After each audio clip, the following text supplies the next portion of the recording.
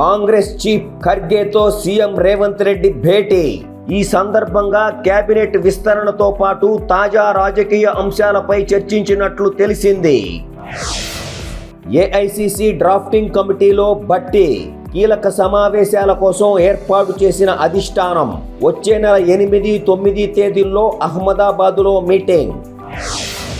గిరిజన సంస్కృతికి ప్రతిబింబం ట్రైబల్ మ్యూజియం. అటవీ ఉత్పత్తులకు మ్యూజియంతో మార్కెటింగ్. సీఎం చేతుల మీదుగా ప్రారంభం. మంత్రి Ponguleti Srinivasa Reddy.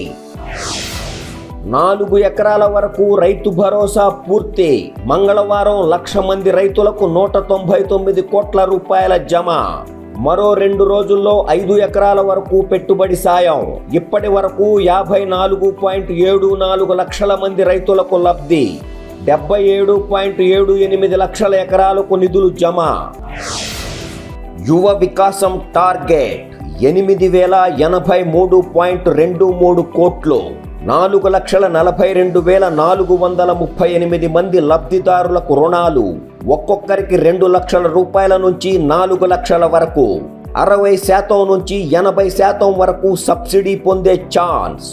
SC, ST, BC, minority కార్పొరేషన్ల వారీగా లక్ష్యాలు. ఈబీసీలకు అవకాశం కల్పించిన ప్రభుత్వం. నిమ్స్లో రోబోటిక్ కిడ్నీ మార్పిడి. 33 ఏండ్ల యువకుడికి విజయవంతంగా సర్జరీ. దక్షిణాదిన సర్కారు దవాఖానాలో ఇదే తొలిసారి. ఆరోగ్యశ్రీలోనే ఉచితంగా ట్రాన్స్ప్లాంటేషన్. అంతర్జాతీయ స్థాయిలో టూరిజం అభివృద్ధి. మిస్ వరల్డ్ పోటీలకు మనం పెట్టే ఖర్చు తక్కువే. జూపల్లి. గత బీఆర్ఎస్ హయాంలో టూరిజం పాలసీ కూడా తేలేదు. ఖమ్మం జిల్లాలో మొదటి పామాయిల్ ఫ్యాక్టరీ. ఉగాది రోజు శంకుస్థాపన చేయనున్న మంత్రి తుమ్మల. వేంసూరు మండలం కల్లూరిగూడెంలో ఏర్పాటు. 48 ఎకరాల్లో 250 కోట్ల రూపాయలతో నిర్మాణం. తిరుమల తరహాలో భద్రాద్రి. అభివృద్ధికి అడుగులు. టెంపుల్ సిటీగా భద్రాద్రి.